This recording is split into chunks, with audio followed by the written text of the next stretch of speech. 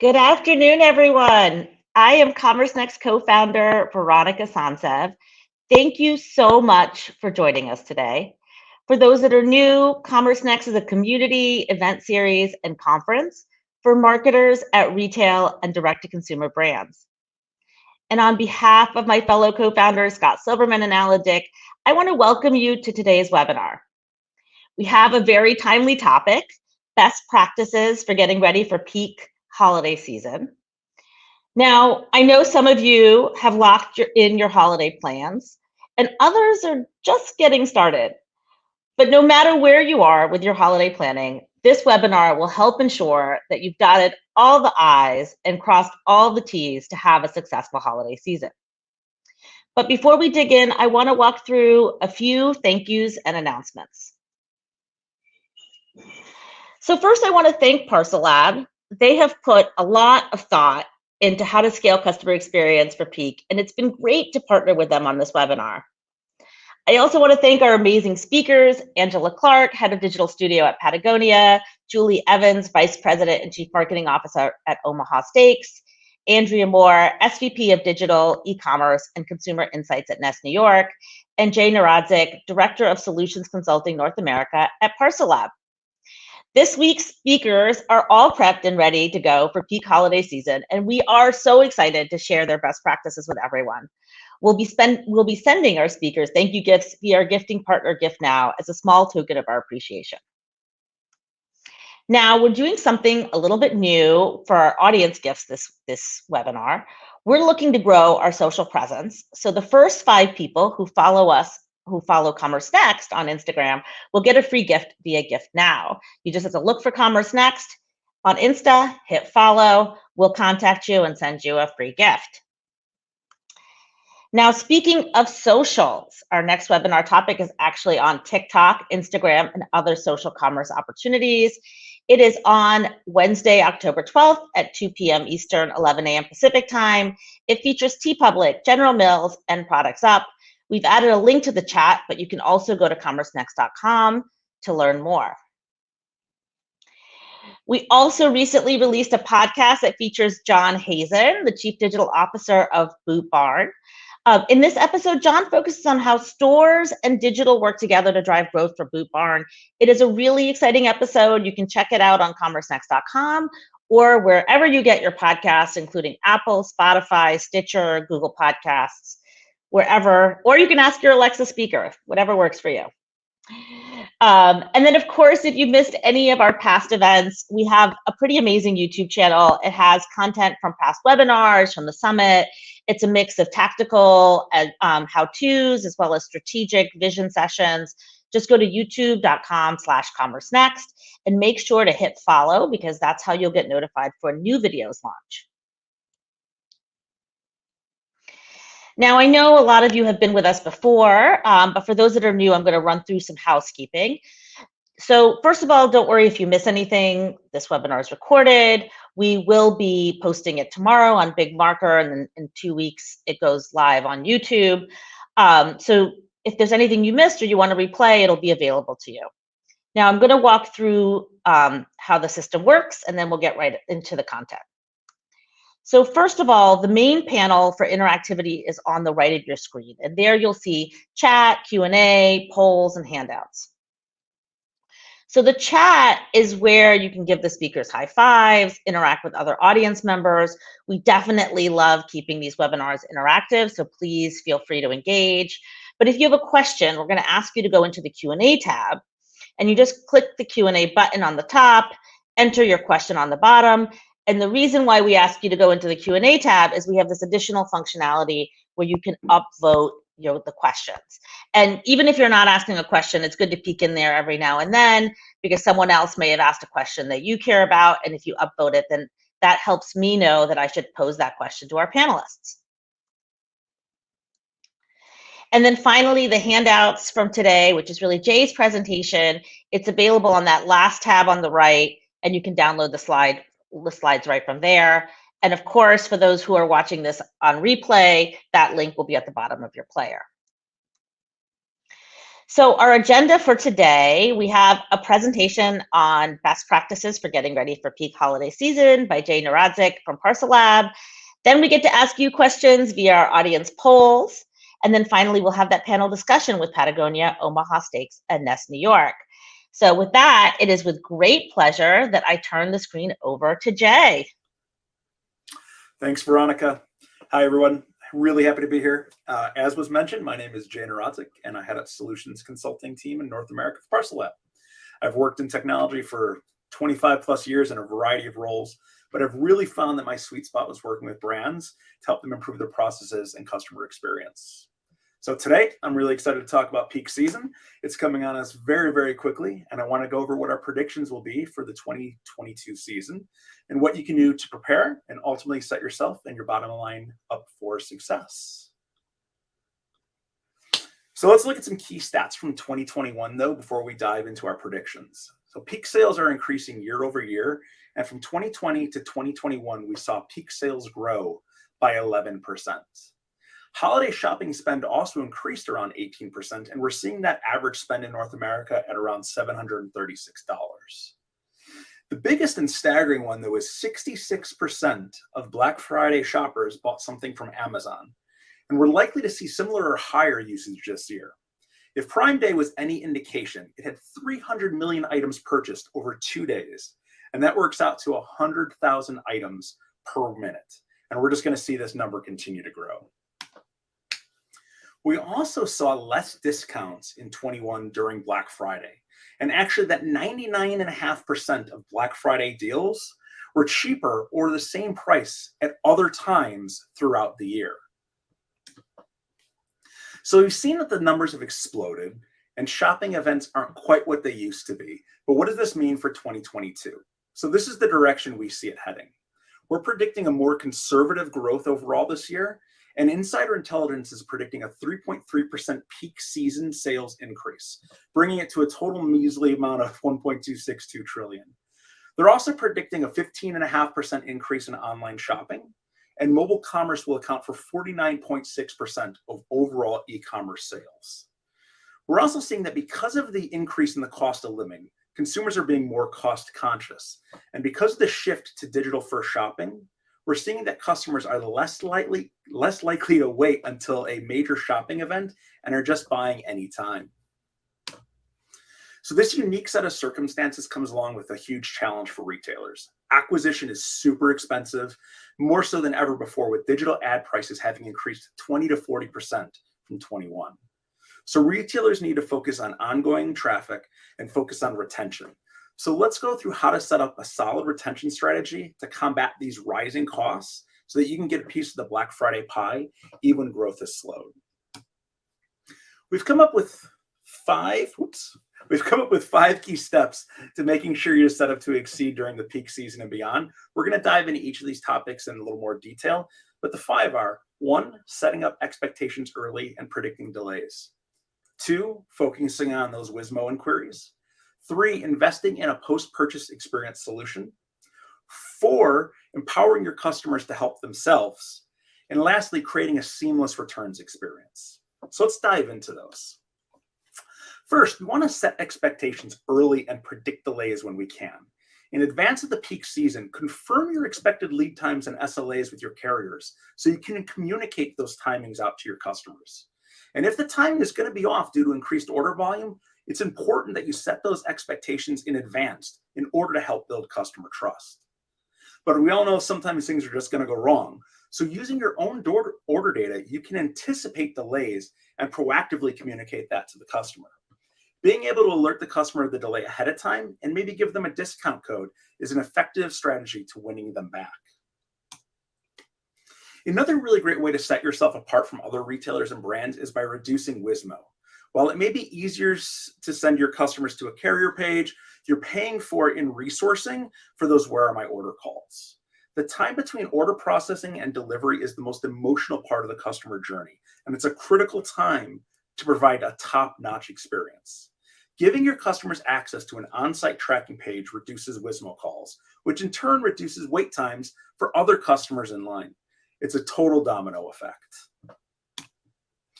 It's also important to have an automated, data-driven post-purchase solution to help with things like the order status page to provide visibility and increased customer touch points throughout the journey.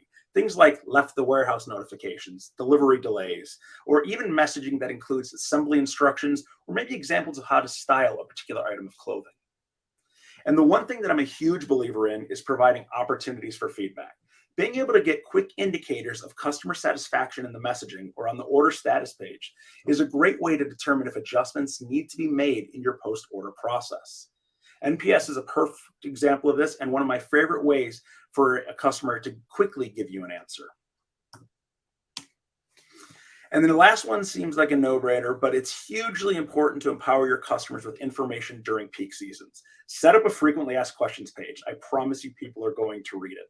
Link it from the home page, from your product page, from the tracking page, emails, everything, and include questions about delivery and order timing, returns, refunds. This is going to save your customer service teams more time than you can possibly fathom. And lastly, meet your customers where they are. And where they are is on their phones. Include opportunities for customers to connect with you through multiple channels like Facebook Messenger, WhatsApp, through chatbots, and whatever technology is going to come along next. And now the biggest one for me, returns. Returns are costly and logistically challenging for retailers, and they're a huge pain for customers. If you can create a seamless and simplified return experience with your customers, it's going to be a huge loyalty builder.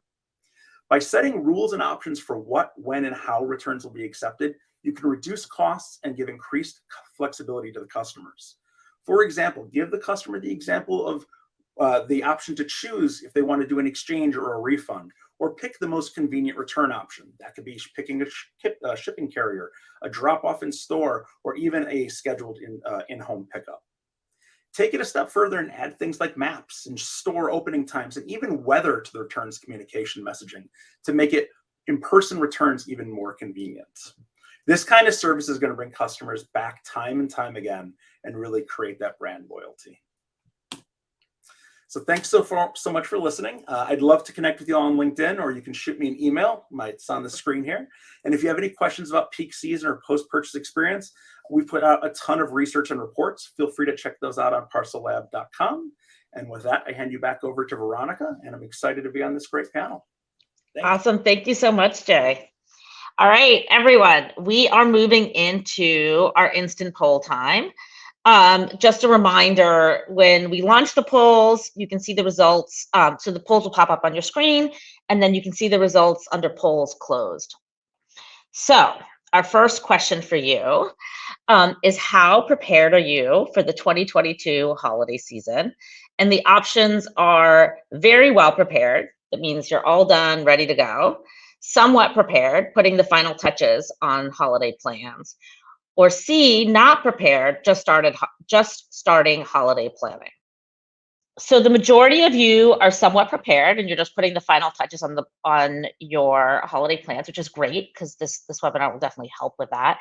I am very impressed with the small group of people who are all done and ready to go. And then for those that are not prepared and just getting started, hopefully this will give you some inspiration. There's a lot of ideas that will come out of this panel discussion. So let's go to the next question. All right, the next question is, which aspect of customer experience is most important for driving loyalty during the holidays? So the options are easy to use e-commerce site, on-time order delivery, clear and timely customer communications, a flexible returns policy, good customer support, or F, big discounts and promotions. Well, it's tied. It seems like on-time order delivery and clear and timely communications are the two most important aspects for loyalty. And funny enough, a lot of that is very related, if you can, so that makes a lot of sense. And then, actually, the most popular one was the easy to use e-commerce site. So helping customers be able to check out, and then good customer support and big discounts and promotions kind of were in third place. No one mentioned flexible returns policy. All right, last question. It's actually tied to our webinar in 2 weeks on TikTok, Instagram, and other social channels. It's on October 12th. And the question is, What is your biggest obstacle to selling more on social sites? And in here we're talking about TikTok, Instagram, Facebook, etc. A, customers aren't ready to buy on social media sites. B, challenges with meeting customer expectations for smooth buying and post-purchase experiences. C, concerns with product data feeds / product information. Or D, the appropriate IT resources are not available. It looks like for most of you, the biggest actually about two tied for challenges with meeting customer expectations. So creating that smooth buying experience and then getting the appropriate IT resources to implement this.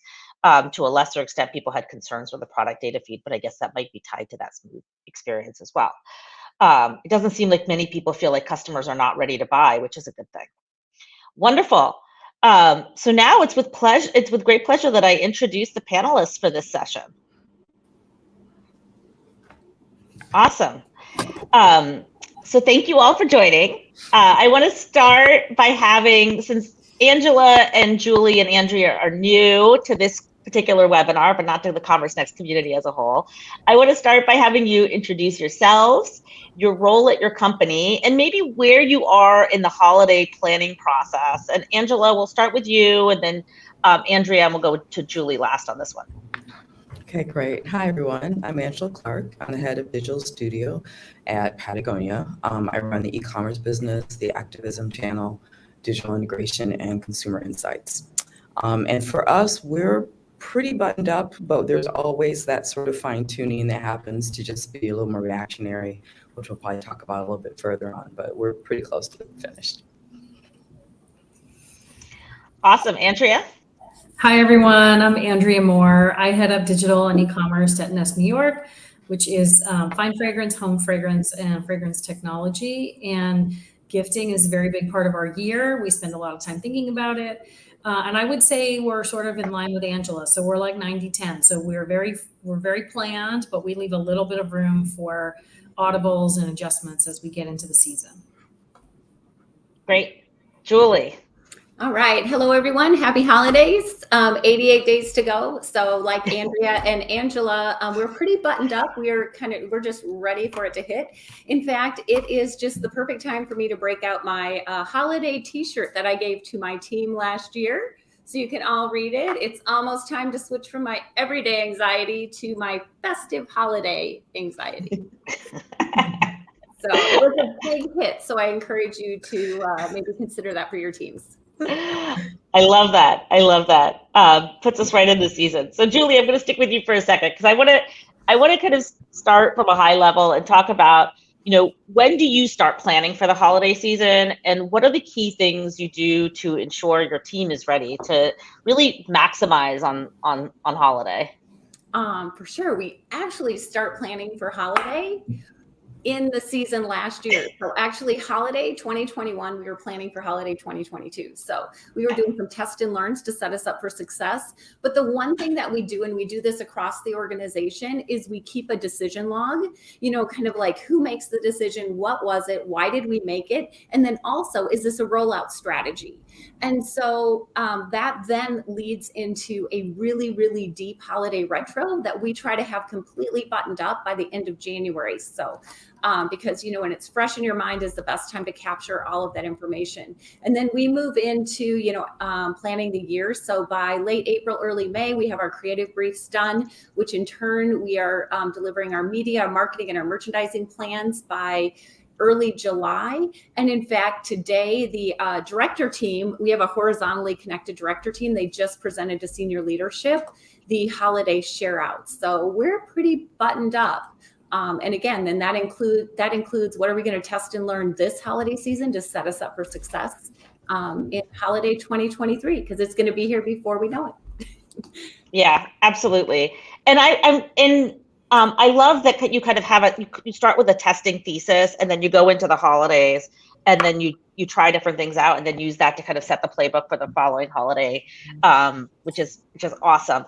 I want to. Anything you want to add, Angela or Andrea, on this question? I have a follow-up, but I want to give you guys a chance to chime in. I mean, I would say the same thing. Like December 26th is not too soon to start. So I guess when you're starting to plan, Julie, you mentioned kind of coming up with that test and learn strategy, making sure everyone's aligned. Who are the core teams that kind of support holiday, like e-commerce, IT, marketing, customer service, fulfillment? Mhm. And how do you ensure everyone's aligned and also staffed and ready to help the customers? Because obviously, peak is peak for a reason. Yeah, so through our marketing and sales plans, we actually project out, how many coolers that we're going to send out, based on our average order size and how many of those calls are going to, how many of the orders are going to come in over the phone. And so, our HR team, as soon as those marketing plans are done, like in July, our HR team is all over it, starting that recruiting process to make sure that we're set up, and the other thing that we're doing is we're really investing in technology, not necessarily like technology within our business, so we have less reliance on people because it's so hard to hire them. So we're modernizing like our plants and our distribution center. We're investing in state-of-the-art equipment to get our coolers packed and in the trucks and on their way. So really modernizing and doing really, really good projections. Awesome. So you're looking at kind of the shipping, the making sure you're aligned from an ops team. Anyone else want to add to this? Is there any other kind of groups that you guys are looping in? Customer service. Customer service. And then as well as, I would say for us, we're, really connected with our store fleet as well. So making sure that we're all aligned on kind of what our strategies are, what our messaging is happening, and any sort of symbiotic relationship we have there from a marketing and promotional standpoint. Yeah, and I love Julie's point about talking about automation, which we definitely want to cover, but the more your customers can obviously get their questions answered themselves, the less pressure on the actual humans on the other side of the phone or the chat to answer questions in a timely fashion. One thing I could add, and sorry to jump in here, is because we are so connected and more so than ever, and this really starts with our senior leadership team and it filters down. But our plans start with marketing, that we're actually telling our merchandising team what we're going to sell and how the packages are going to look. And so our plant that's actually manufacturing our products, they raise their hand and they're like, based on this, I'm going to have to expend a lot. And I'm talking about a lot of overtime to manufacture this item. And by us just shifting our plans, it took some pressure off of that item. And so we're not going to have to do that. And so it's just so important that all areas of the business are talking to each other and that they fully understand, the handoffs of their decisions and the consequences of their decisions on other areas in the business. Yeah, absolutely. Especially in such a peak time, like silos that's not the time for silos. It's never the time for silos, but especially during peak, like making sure you have that kind of cross communication so that you can realign is really critical. We have a question from Pamela Norwood that I want to kind of pull in because I really thought it was interesting. And she asked, by what date do you recommend having holiday messaging on your e-commerce site? So there's one thing about being ready, but when do you start communicating holiday to customers? So I feel like it starts earlier and earlier every year. We actually start selling our festive products in September, and then we sort of move into holiday marketing in October. But we don't really start messaging things like order by dates and those sorts of things until we get much, much closer. So I would say mid-November is when we start to get really tactical about when you need to order by. Because I think consumers want the information, but they also don't want to feel the pressure too soon. Right. For us, it really depends on the audience that we're speaking to. So if we're speaking to businesses, they're making their decisions on how they're going to, thank their employees and thank their clients. They're making those decisions right now. So as we message them and we're doing initiated marketing to those audiences, we are all in on holiday. And then in our other marketing, including in our channels, it just kind of bubbles up. It's just like a tertiary message, and then it becomes secondary, and then it becomes the lead message as we get closer. But, always just trying to plant that seed, as people are thinking about, how they're going to spend their gift budgets this year. Yeah. And it was interesting because on the last webinar we had about 2 weeks ago, one of the things they talked about is consumers trying to get consumers to buy earlier, partially using inflation to say, look, prices may go up. It's better to buy sooner rather than later. I don't know if that's kind of putting inflation too front and center, but it, consumers seem to be open to buying earlier. They bought earlier last year, so I think it's just a matter of balancing that out with like the regular other messages that we all kind of have to communicate as part of our marketing. Very good, very good.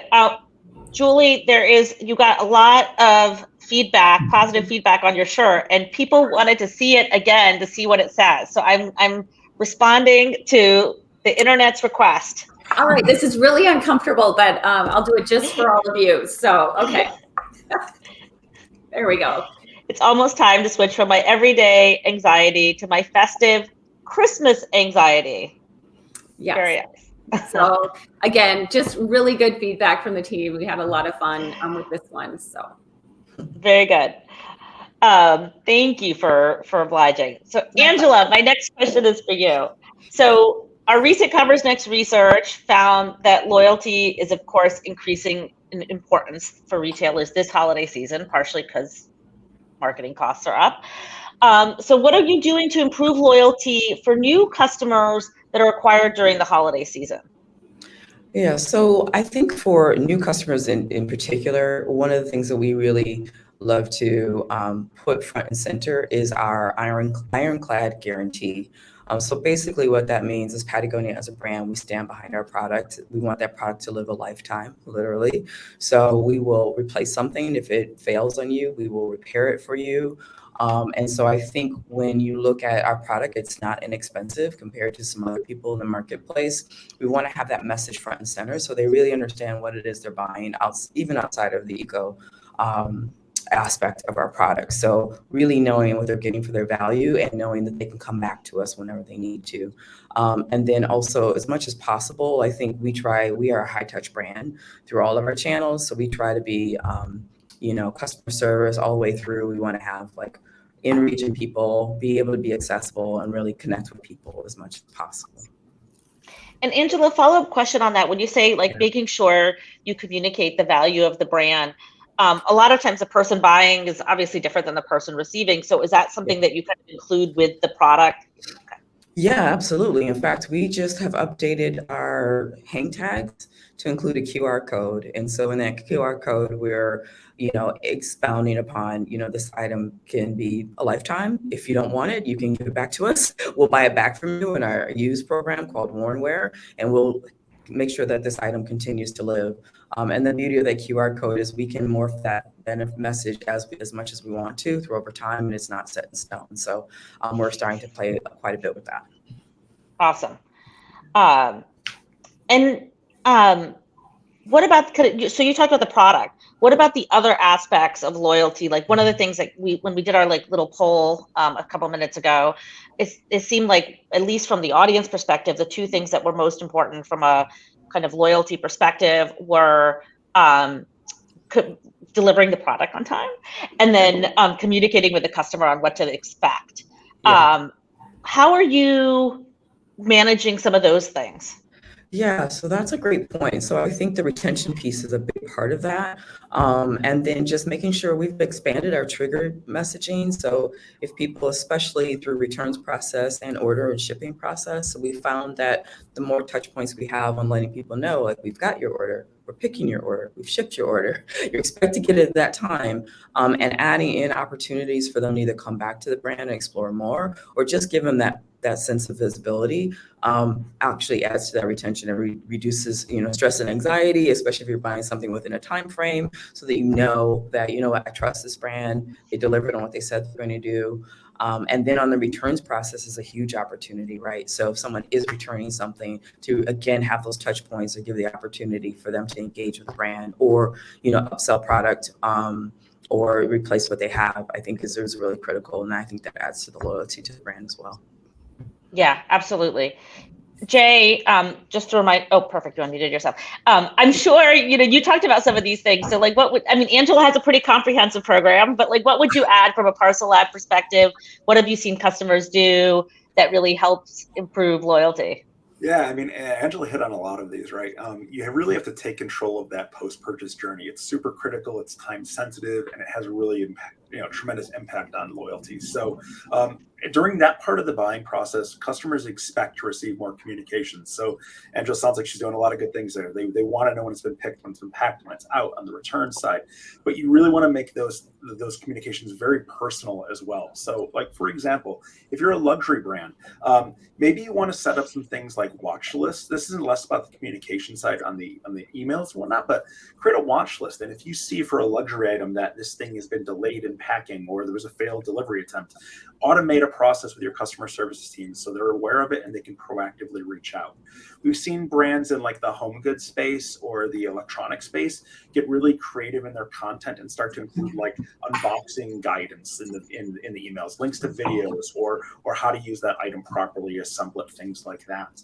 And then make that returns process, like Angela said, super, super easy. Create links to initiate that returns, to write in the delivery email, in the tracking page, in the My Account section. Make that super seamless, because having an easy return process takes away the risk from buying online in the first place. And then to retain that revenue, rather than maybe just a straightforward return, offer the option for exchanges directly in that digital process, or even to return for like an immediate gift card versus the chargeback later. Awesome. Great suggestions. We actually have a question for Andrea, and I'm going to make this a two-part question because Andrea, I think when we talked on the prep call, you mentioned some interesting things that you do with sampling. So I want to have a chance for you to talk about that. But also, Juliana Casal had a question for you. She said, Nest holiday candles are her absolute fave. And how would you make sure customers get their orders in time and enjoy them / gift them? I guess she wants to hear about your inventory strategy and your delivery communications. So lots there to unpack and think about. So in terms of, if we start first with the product and the inventory strategy, we partner closely with all of the channels in our business. So we sell in many places like Sephora, Ulta, Amazon, department stores, etc. And we think about how much we're going to need for that holiday season across all of our channels about a year ahead. And then we maintain some flexibility across channels depending on how things are shaping up. And so we are constantly shifting inventory across channels based on where we can best optimize it all the way through the end of the year. So that gives us the best opportunity to be in stock across all the channels that we're in to the extent that we can. And then in terms of getting it there on time, we work really closely with our logistics and warehouse partners to really align on what's the best date to have it be the last day that you can order by. But about a week before that, we start looking at orders by zip code. So specifically, our warehouse is in New Jersey. If you're delivering something to California, you need more time. And so we start to expedite the orders that are farthest away from our warehouse at our expense about a week ahead of that delivery cutoff date to make sure that people get things on time. And then we get closer and closer. The zip codes that are closer and closer to the warehouse, we start to expedite those as well as needed to make sure that people get their gifts on time. And generally, they want to be more conservative about the cutoff date. I want to be more aggressive so we can get as many sales as possible. And so we kind of work on fine tuning that. And then we look at how much we can afford to expedite at our expense to make sure that people get it on time. Awesome.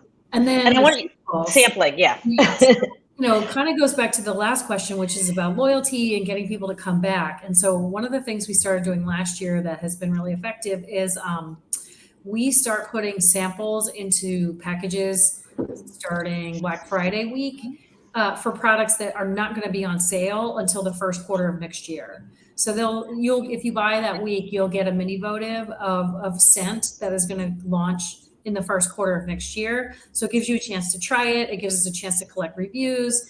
And then we have people who are already kind of teed up and ready to buy these new products when they come online. And so that's been really fun to see, really, and also really helpful. Awesome.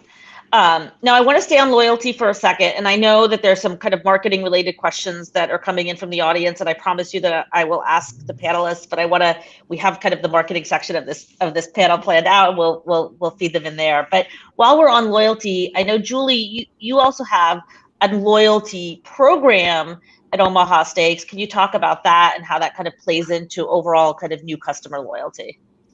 For sure, yeah. So we have kind of a free program, Steak Lovers Rewards, and then we have a paid program, Steak Lovers Rewards Gold. And so Gold gets you, free shipping, gets you a free item with each package. And so what we do during the holidays is we want to get more customers into that Gold program, so it's really easy for them to purchase as we move into next year.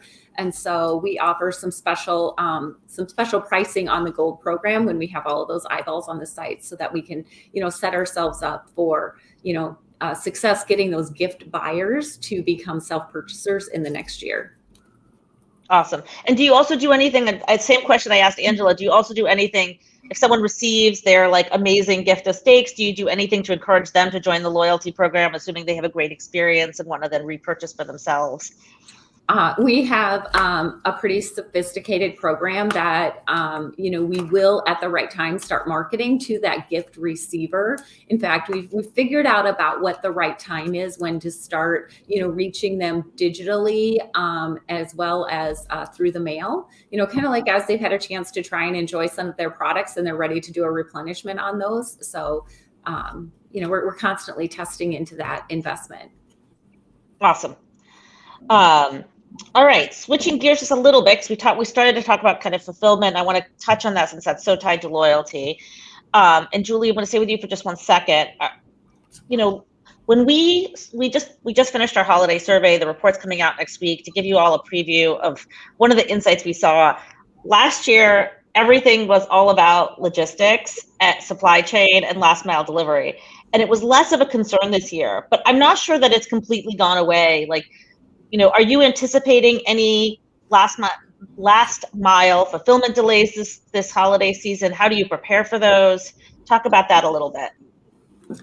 It is something that we always lose sleep over, but, just like we're internally connected, we're very, very connected with our distribution partners, making sure that, they're very, very aware of our volumes and where those volumes are going to go throughout the season.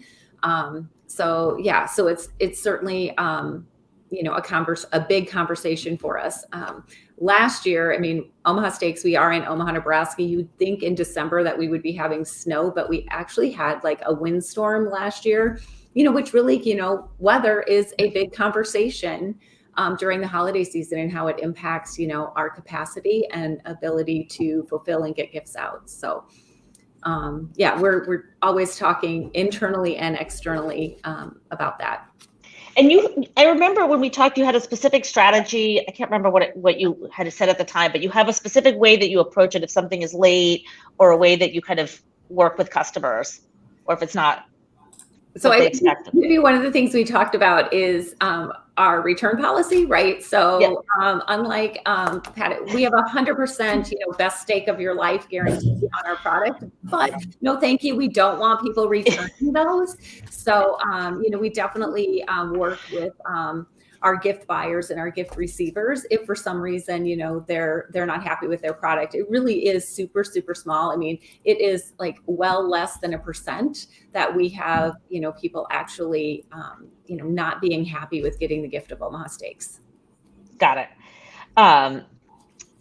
Very good insights. Not all returns are equal. Jay, tell me, what are you seeing as best practices at Parcel Lab for look, delays happen. It's part of life.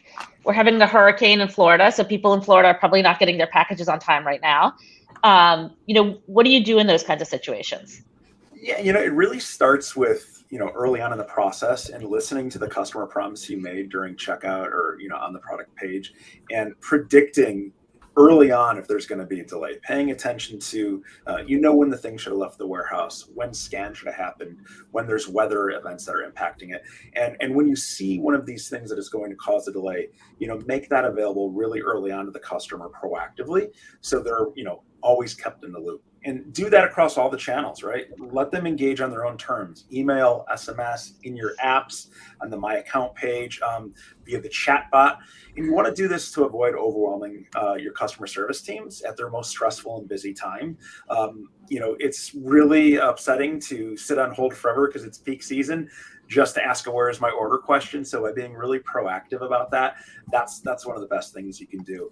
And then protect the investment you made in your customer acquisition. So do things like set up different flows and show empathy towards your segments of customers. You may want to offer free shipping on a future purchase to those VIP customers who have experienced a problem. Or maybe you want to take care of the first-time buyer a little differently, really show sympathy towards them. So setting up different flows based on your customer personas or segments is a great way to keep those people protected in the investment you made on acquisition. Yeah, not to bring up like the A word, but Amazon always does like such a great job of it. Like whenever something's late, they always warn you. They say it's coming late, and if it's too late, they basically will like totally refund you. The signals are clear pretty early on, so just be proactive and not reactive. Yeah, absolutely. Now, Angela, I want to turn to you because I think in the case of Patagonia, if there are supply chain issues, you obviously don't have the same flexibility that some of the traditional retailers do because you can only work with certain suppliers and you have a lot of kind of best practices that you've kind of implemented with the suppliers you work with. How do you prepare for these kinds of issues around the holiday? Because obviously, that's when demand is highest. Yeah, I think this is, a challenge for a lot of vertical brands. And then I think it's amplified with Patagonia because we have our hands in from the raw materials all the way up to the finished product. So for me, it's a lot about building in some flexibility, which Andrea started to talk about a little bit for holiday is, we have our plan and we know what our big bestsellers are, but what are those tier 2 or tier 3 bestsellers if for some reason, a shipment disappears. And I've been in retail for 25 years or longer. So we have all lived that nightmare of waiting for, Black Friday item to arrive and find out that it's stuck in customs or whatever it might be, or still in country somewhere. So I think for us, it's like, trying to build in just a little bit of flexibility that has more generic messaging, maybe not so specific to a particular item, but maybe more category based or maybe more lifestyle based, so that if something does happen, we can quickly pivot and not feel like we're starting from scratch. So I think kind of building in those contingency plans, I'm a super big fan of for any holiday time period, regardless. And then, this year, I think, we're dealing with a little bit of both. We have excess in some categories because some wholesalers are struggling. So they've canceled orders. We have to move through that through e-com. And then on the other side of it, some of the stuff that we really need is still delayed. So we're kind of dealing with both ends of it right now, which I think is a really unique experience right now. Yeah. Yes. I guess if retail was predictable, it wouldn't be so much fun. I don't know. I always feel like there's some challenge that we're having a call. We're like, what is going to happen this year? What is going to happen? Crazy. Well, everyone's very excited to talk about marketing. So I'm going to switch to marketing for a moment. And Andrea, I'm going to start with you. Talk about what you're doing to prepare marketing and how do you determine your promotion and marketing cadence during this kind of holiday season? So I guess I would say if Black Friday week is the Super Bowl, the rest of the year is like the playoffs. And so each time you run a promotion or do a big event on your website, January through October is an opportunity to kind of fine tune your standard operating procedures, to look at how promotions are working, to test different media assets, to try different things with affiliates we were talking about earlier. There's a lot of things you can do to fine tune your approach and to prevent mistakes from happening, because a mistake that happens in April is one thing, but a mistake that happens Thanksgiving week is like a totally different thing. And so we spend a lot of time really preparing and practicing throughout the whole year. And then in terms of the actual promotions themselves, we really look at what do we think is going to be most compelling to drive the business. What can we do that's unique to our own DTC channel, because we sell in a lot of other channels? And then one, how do we continue to drive unique experiences on our own website? And I'll just quickly mention, earlier this year, we started live selling, and that's been a great way to engage with our customers on a much more intimate basis. This year on Giving Tuesday, we're going to do a very special live selling event that's going to benefit Next for Autism, which helps people with autism in their everyday lives. So we're trying to always find ways to connect with people in addition to just being promotional, right? Got it. Makes a lot of sense. And actually, I love that concept of like testing your offers and like testing these things out, like as you lead up to the holiday. So you have a sense of like what really moves the lever, so you don't have to worry about. And what could go wrong, And what could go wrong. Yeah. I mean, this is the thing. Things will go wrong. Products are going to show up late. Things will go wrong. It's how are you going to handle it? What's the chain of communication? How do you recover? Yep. Yeah. No, when our prep call, Julie kind of called her after the holidays, they do a retro, and like we always called it a postmortem, but it's like really just looking at like nothing without making anyone wrong. Like, what can we do better next time? And it's like really kind of trying to figure that out leading up to the holiday. So when you kind of hit the holiday period, everything is as aligned as it can be. A related question from Ralph Sterling that I want to pose to Angela is on, Andrea mentioned that for her, Black Friday, Cyber Monday is like the Super Bowl, but how do you view the importance or lack thereof of these traditional benchmarks? It used to be that Black Friday was the biggest shopping holiday and Cyber Monday was the biggest online shopping holiday. It doesn't seem like they have the same weight, but definitely not for Patagonia. Yeah, definitely not for us. I mean, we definitely still have a peak. So there's consumer behavior that is typical. So people come to us for gifts during that time frame. As a brand, we don't market for Black Friday or Cyber Monday. In fact, we often do a Giving Tuesday, which is the Tuesday after Cyber, and asking people to donate money to causes, or we ask people to participate in our used product, either donate or purchase used, because we're pretty strong about our anti-consumerism stance, which is a weird juxtaposition as an organization, especially for a channel like mine, which is to grow the business. But that for us is really kind of, again, putting forth like what Patagonia stands for as total, as our message during that time frame, and not necessarily focus on, get this outerwear piece for, a great gift idea. So. And Julie, how are you looking at Black Friday, Cyber Monday? Patagonia is a unique example because they kind of have an anti-consumerism message. Andrea mentioned it's her Super Bowl. Is that your Super Bowl? Is it a little later because it's food? Yeah, those are definitely strong days for us. But, even talking to our media partners, we stay a little bit more active in the holiday season compared to some other ones because it's a perishable product and we're sending so many trucks out of here. We can really be delivering quite late into the season. Awesome. Now,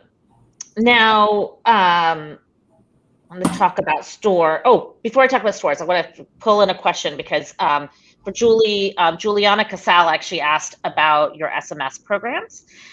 So since we're on the topic of marketing, let's get that question answered. She wanted to know, she says she gets your SMS messages all the time, and how are you planning to make holiday messages different, unique than the standard marketing messages you send via SMS? So we're really trying to figure out quality of message versus quantity of message, leaning into personalization. So our SMS provider has some new features that, we're in some betas and we're testing where we're using SMS to not just be a distribution of an offer and a link, but actually to start a conversation. So we're super excited about that. And in terms of personalization, really understanding, the gift they sent last year and making that message personalized. Got it. So you're focusing more on personalizing the SMS message than necessarily like putting holiday specific messaging into the commentary. Oh, no, they'll will all be framed with holiday, of course, but personalized, maybe based on, the price point that they were at last year or what the gift that they sent. And then, being able to start a conversation and answer questions that shoppers might have. So if someone's on our site, we'll initiate a conversation with them if they're part of our SMS permission-based file. Got it. Oops, sirens in New York. All right. And then I want to make sure we touch on omnichannel. Angela, you have a ton of stores and a ton of wholesale partners, and Julie, you have stores as well. So I want to start with Angela and then kind of go to you, Julie. How are you aligning with your stores to ensure that e-com and stores have a consistent strategy? And let me just say, e-com stores and your wholesale partners, in your case, Angela, how do you ensure the strategy is consistent and the messaging aligns? Yeah, so we have pretty consistent touch points and strategy meetings. So even for our 5-year or 2-year or 12-month strategy, we share that information with each other. So our wholesale partners are, we have some really big players in that space. We have about 50 stores domestically, and those stores are a great acquisition channel for digital, which we've learned through our studies. So for us, it's kind of sharing what those plans are, what our seasonal strategies are and plans, and then understanding how we show up in the marketplace, where we align and where we might not align, and understanding why that might be the case. So I'm always looking to help partner, especially in our retail space and footprint, that's very symbiotic relationship there. And then just being aware of, what's going on in the wholesale space. And like I said, right now it's symbiotic because of inventory, because I have some pretty big players that are not necessarily drawing in our product, but they're drawing in product overall. And so they're just kind of taking less inventory that they had on order. So I think through that planning, then we kind of come back again and see, what are our successes and evaluate where can we go next and continue to iterate off of that. And Angela, do you offer any products on your e-com site that are just solely e-com, or anything in your stores that doesn't go to wholesale or anything like that? Do you have exclusives? You do. Okay. Yeah, we do have online exclusives. Yeah. Awesome. And Julie, you also have a fleet of stores. How are you aligning with them and making sure, all the messages and communication are on the same page? So our stores marketing team is definitely part of our campaign strategy and alignment. So if you're in a store and you pull up the website, you're going to feel like you're in the same place, no matter what time it is. The other thing, our stores carry a subset of our products. We make sure that our big marketing pushes, that they're products that, customers can get in the store. So things that we're promoting on TV and radio and print, that customers will find it in the stores. The other thing that we do is really close inventory management, making sure that, the stores have product, but also we have these forward distribution centers. At the end of the year, we don't want to have all this product in our forward distribution centers. We want it in our stores and out the door. So, just making sure that that's part of our conversation on how we're gonna do that and move inventory. Yeah. The one nice thing with your company is being vertically integrated is you can kind of plan the inventory that's in your stores, plan the promotions, plan everything to kind of match what's available, which is really fantastic. It hasn't always been that way. So we have made great progress in because sometimes when you have two teams, and they work in silos, we've made it a point to do our campaign planning and then connect everyone. So I feel really good about that. Awesome. There is a question from Eric for Angela that I want to make sure we hit. And I'm sorry, we're going to backtrack a little bit because the question was relating to your comment about not being promotional on Black Friday, Cyber Monday. Eric wanted to know, how do you try to improve your marketing performance year over year? Is that even a metric that you measure, or are you looking at did you generate more donations over the days, or what is the KPI kind of that Patagonia would look at? So yeah, we still have sales goals and plans that we need to meet. So there are still revenue goals attached to any month or year. And then on top of that, we do look at engagement metrics, probably more so than any other brand I've worked for. So, just visit impressions, number of page views, especially we're a very heavy content site. We have fully featured films on our site. We have a lot of other things going on besides the product that we sell. So we look at engagement on that. Luckily for us, a large majority of our traffic is coming from organic or direct. So that saves us from having to spend a ton more money on marketing, but obviously like everyone else, we do have a pretty robust acquisition plan through marketing channels, through paid media. You need the profits to feed the big donations that you guys are making to this. That's very true. So yeah, that's that juxtaposition of pressure. Awesome. Well, we're getting to the top of the hour. One of the things that we always like to ask our panelists who are here, especially now since you guys are getting ready for peak, are there any key roles on your team that you're trying to fill? And if so, do you want to share them with folks that are on this webinar? I don't know, Angela, do you want to go first? Are you trying to hire anybody to help with holiday this season? Yeah, I am. And, for those who follow the brand, about a week ago, we had a huge announcement on pretty much solidifying the cause that we have. So we have built a foundation that is going to be taking the profits from our work and sending it back into the ecosystem to do more work further. So it's a very cyclical business now, which is a huge, exciting announcement. It got a ton of press. 2 weeks later, people are still talking about it, which is really exciting. And one of the perks of that is that a ton of people are searching for jobs at Patagonia now. It has become some of our top searches. But for me, I've already been looking at scaling my business. I'm relatively new to the brand, about 6 months in. So I'm scaling in digital marketing. So I'm looking for a digital marketing analyst, a digital project manager that's going to become my right hand for all the different categories that we're running. And then a senior project manager as well. So retention and then just pure production is pretty much where we are right now and looking for new roles. Awesome. And I'm assuming they can find that on LinkedIn and on Patagonia's website? Yes, absolutely. Andrea, any hires?